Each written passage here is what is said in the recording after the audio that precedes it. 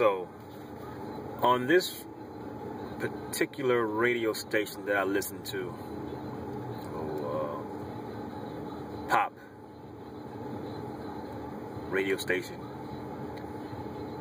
they have this artist or a singer by the name of, I think it's Omi or Omi, O-M-I, something like that.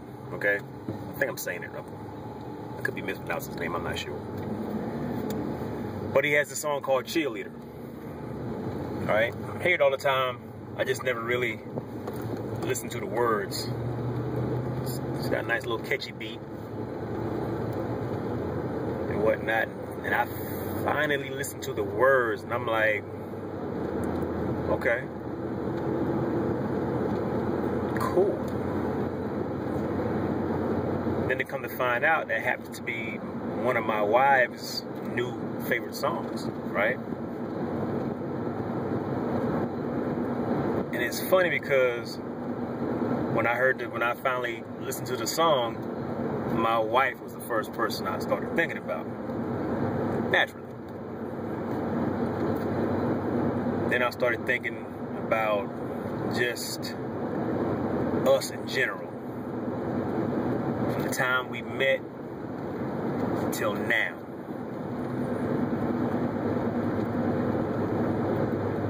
Me and my wife, my partner, my best friend, man, we've been through some times together. Let me tell you. There are some days, man, I look back on,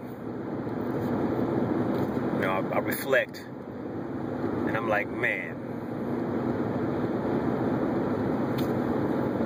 I wouldn't be, and I know this sounds cliche or whatever, but it's true. I wouldn't be the man I am today if it wasn't for my wife. If it wasn't for her, I wouldn't be who I am today. Because before my wife, man, me being single, being out there in the world, just doing whatever, you know, I met a lot of women in my time. I met a lot of good, or what you would consider good, decent women. They weren't all bad, alright? But I didn't have my head on right, you know what I'm saying? I was still playing, basically.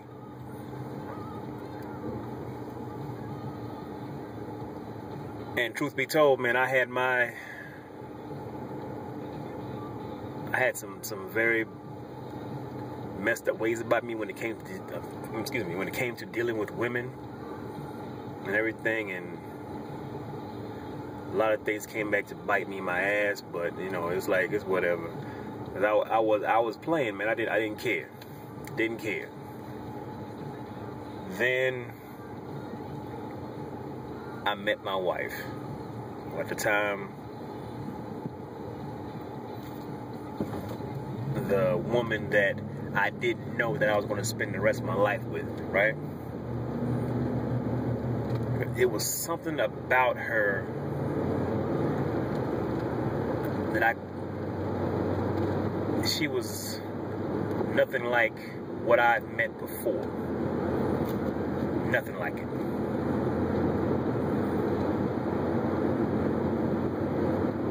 She had all these qualities that I didn't know that women possessed.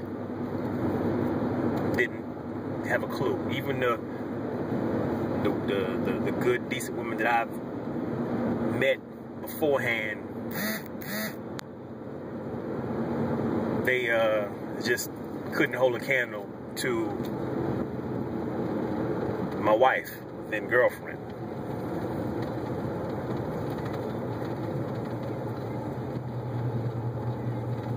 My spirit, man, my heart was telling me, hey, you might want to stick around for a little bit.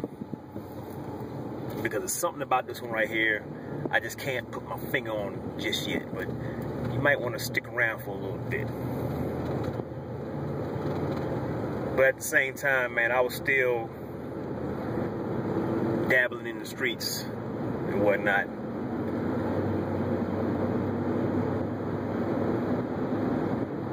Because before we were officially girlfriend, boyfriend, you know, we were cool, we were cordial and whatnot. Wasn't, you know, no type of commitment, but I would still be out there. Not to say I was necessarily doing anything at the time, but the girls that I was meeting, you know, it was like, yeah, you cool, but I'll be thinking about her.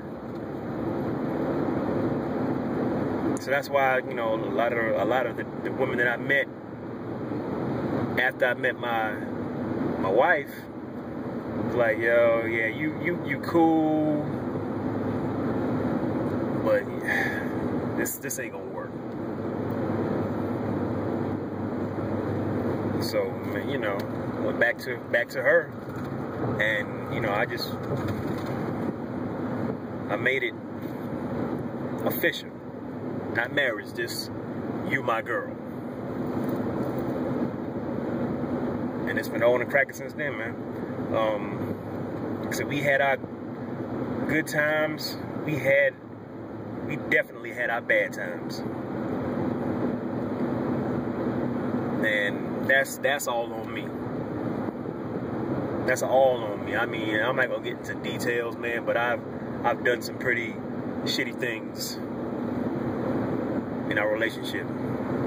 Some things that a lot of you women out there wouldn't forgive.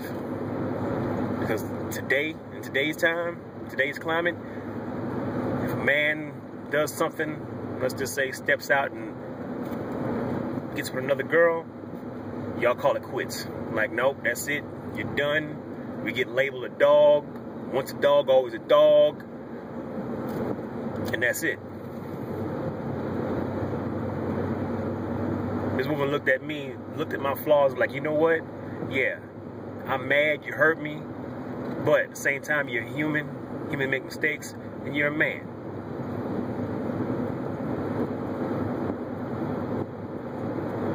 But she gave me enough rope to hang myself with, basically, you know what I'm saying?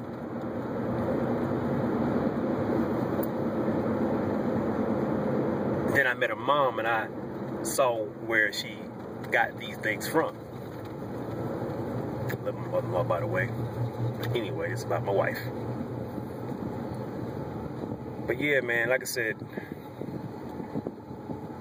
I knew, the moment I knew I wanted to marry this woman was when I got out of the military and I didn't have a job. I didn't have a job for 8 months. 8 whole months.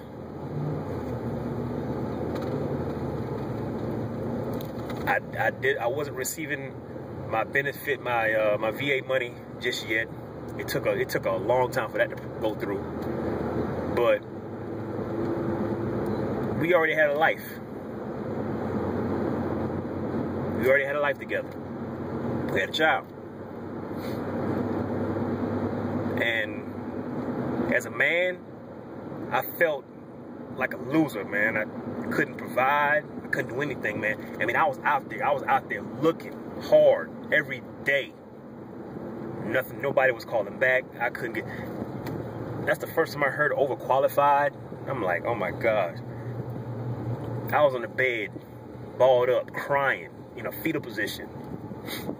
Because I'm like, man, you know, we're gonna lose everything that we've obtained to this point.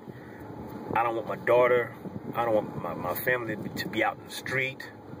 I don't want to be one of those people. That was my biggest fear, man. And my wife, at that time, fiance, she held it down, man. She held it down. The job she had at the time was paying like $11 an hour. But she held it down for the whole 8 months. Just her income alone. You know what I'm saying? I hit a lick or two every now and then to try to make some ends meet.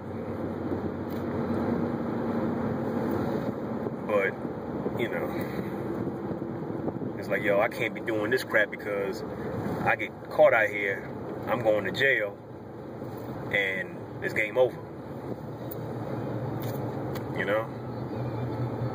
But baby girl, man, she held it down, and all the while still allowed me to be the man.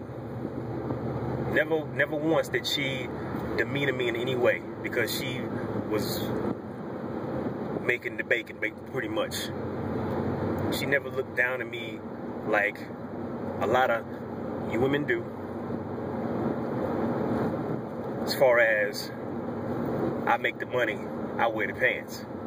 No, she made the money, and she still was like, all right, baby, you know, still looking up to me.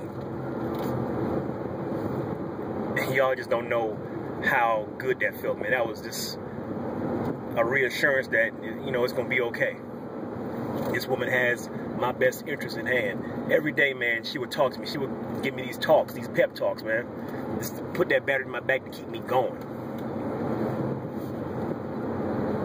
And eventually I got that job, man. I got that job that she knew I could get. You know? I was like, yeah, I'm marrying this woman right here. This is my wife. You know? And since then, man, like I said, we had our good times, we had our bad times. What couple doesn't? You know what I'm saying? Marriage is work, and trust me, you have put in that work. But I look at a lot of people today, man, a lot of people that we know personally, and how their marriages have dissolved because lack of communication, infidelity, and all types of stuff. And it's like, wow, man, that's sad, because people give up too quick on marriage. People give up too quick. Oh, he messed up. It's it. Divorce. Oh, she did what? That's it. Divorce. Can't be together. It's like, damn, man. Nobody, you don't walk in this thing being perfect. You don't walking with that expectation. You know? But all in all, man, my wife, that's my rock. That's my best friend. That's the only woman that I got the googly eyes for. You know? I mean, my wife, I we dudes, we walking like, goddamn, you know, so we see things, you know? But that's just window shopping. I ain't trying to buy nothing. You feel me? We got that understanding, you know what I'm saying? We cool. We grown folks. We are grown. Because at the end of the day, when I get into that damn king size bed that I got, she's right there, smiling back at me, or in most cases, knocked the hell out, mouth wide open, snoring and slobbering. But she's right there all the time. That's my confidant, man. That's my motivation. You know, that's my motivation, man. So when I think about that song, which happens to be on right now, but you know how YouTube is, if I turn it up, they're gonna trip. But, you know, yeah, that's my cheerleader, man. That's my cheerleader. You know what I'm saying? That woman makes me feel like I'm the sexiest thing in the world. Okay, that's what she tells me all the time. You know what I'm saying? Guys that are married, you know. So when she tells me these things, It don't matter what anybody else had to say about me. You're not my wife. You're not my wife. But anyway, that's how I want to talk about, man. I just wanted to, you know, get that off my. It was on my heart, man. It was on my spirit, so I was just sharing with you guys, man. But to all my married folks out there, people in a serious committed relationship, hey man, times get hard, times get tough. Don't bail out. Don't bail out. Ride it out, man. Ride it out. And if it gets to the point where you see this is a dead end, then do what you got to do. But sometimes, man, hey, communication rules the nation. Simple as that. Can't be any simpler than that. Communication rules the nation. So, that's it, man. That's all I want to say. Alright? That's all I want to say. Yeah. Love my wife. Alright, people. I'm about to slide out, man. You see I'm like on the way to the job again, so you already know what it is. It's your boy DJ, man. Y'all be easy, and I'll get at y'all later. Deuces.